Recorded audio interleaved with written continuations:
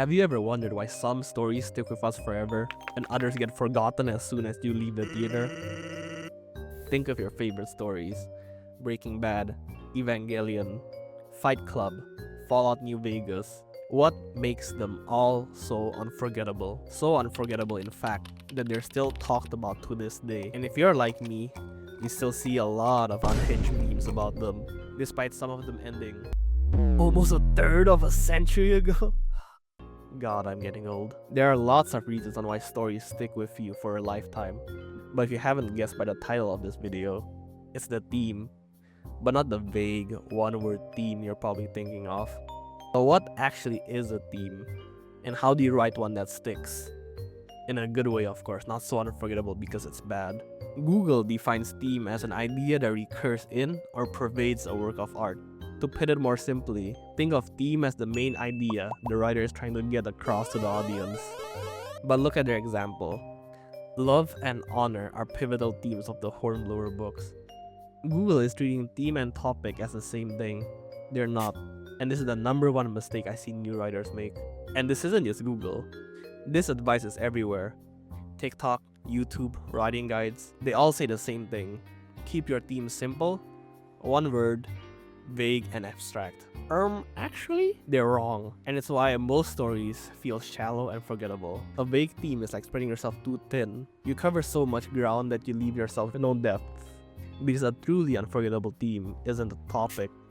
It's not even really something you can describe in one word. A theme is more like a specific question or message about the topic. Take Breaking Bad for example.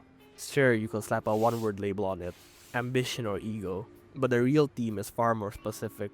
Can pride and unchecked ambition corrupt one's morals? We watch Walter White transfer from an underpaid high school teacher who cooks meth for his family into a ruthless drug kingpin who kills first in self-defense but then ends up orchestrating 11 murders in under 2 minutes. Depending how you look at it, it's either one of the most horrifying or most badass moments in television. You see, Walt didn't wake up one day capable of that. The show meticulously tracks every small moral compromise, every time he chooses pride over humanity, until "I did it for me" becomes the only honest thing he can say. I know, God, this is the millionth video essay glazing Breaking Bad. But there's a reason it keeps coming up as the golden standard. The theme isn't vague, it's something much more complex, unlike this other example I'm going to talk about. On the opposite end of the spectrum, we have your average isekai anime slop. I'm not going to name names, but we're all sick and tired of these generic shows. Most of these stories have a broad theme, if they even have one, and not just fan service slop, but that's besides the point. The themes they represent are usually a mix of justice, courage, friendship, love, but never actually go in depth into any of these. The protagonist is just generically good. They fight for justice because justice is good. They value friendship because friendship is magic. There's no tension, no complexity, no real examination of the theme. Compare that to Breaking Bad's complex themes. Instead of ambition, we get, can pride and unchecked ambition corrupt one's morals? Instead of justice, imagine an isekai that actually asks, can you truly be just in an unjust world? What if our hero, transported to a kingdom built on slavery, has to wrestle with whether revolution is justice or just more bloodshed? What if getting the good ending means going on a path of doing unspeakable things to get there? This is assuming the fact that the protagonist isn't just overpowered from the start and has no flaws. But that's another can of worms entirely. Anyways, look, I'm not saying every isekai writer is lazy. There are some genuinely incredible isekai that flip the whole genre on its head. But when you compare the depth Breaking Bad or other good pieces of media to the mountains of generic isekai or box office slop being churned out these days, it's essential to be unforgettable and stand out from the crowd. So how do you actually write an unforgettable theme instead of having your story forgotten by tomorrow? The first step to writing an unforgettable theme is by framing your theme as more of a specific question instead of a topic. Thematic questions, as they are called. This works better than framing your theme as a statement, because a question is more prone to explore the topic instead of just preaching about it. And let's be honest, nobody likes being preached at. Your job as a writer isn't to lecture your audience. It's to make them care about your theme by naturally weaving it in compelling characters and story, not by spelling it out and throwing it at their face. This is why these thematic questions can't be simple to answer either. Like, we can't just have our theme have a universally right answer like, are kicking babies wrong? Like 99.9% of people will say, of course they're wrong. And to that 0.1%, I'm watching you.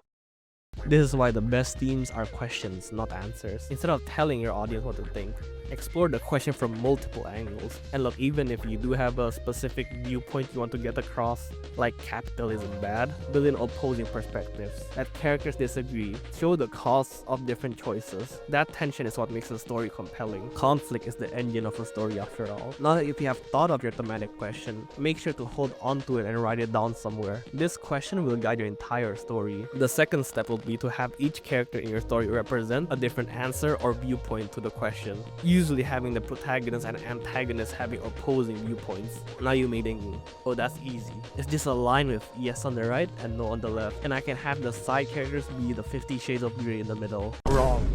We shouldn't be thinking in yes and no's or good and evil. That's exactly the trap most writers fall into. That's why Robert McKee invented the thematic square. McKee invented this framework because real drama lives in the middle ground. That shows how good intentions can become evil. Let me break down each corner using an example. Say our thematic question is, can we truly move on from loss, or must we carry that burden forever? First, we have the positive or the truth.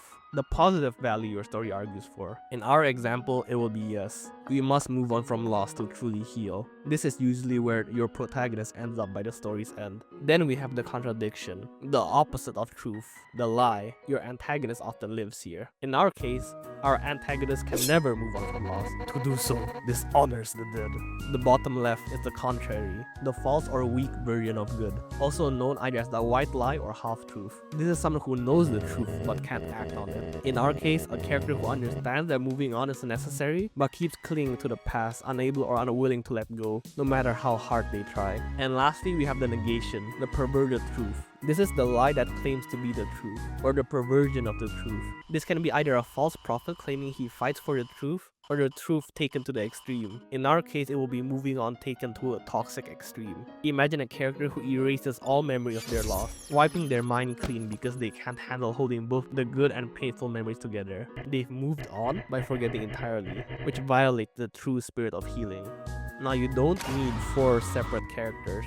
Your protagonist can move through these corners as the story progresses, starting at contradiction, shifting to contrary as they struggle, and finally reaching the truth. That journey through the shades is what makes the theme have depth. This really helps in writing themes because strong story doesn't just flip from good to bad. It moves through shades like lies, compromise, perversions, and eventually truth. Or heck, you don't even have to use this framework. There's no secret formula to writing after all.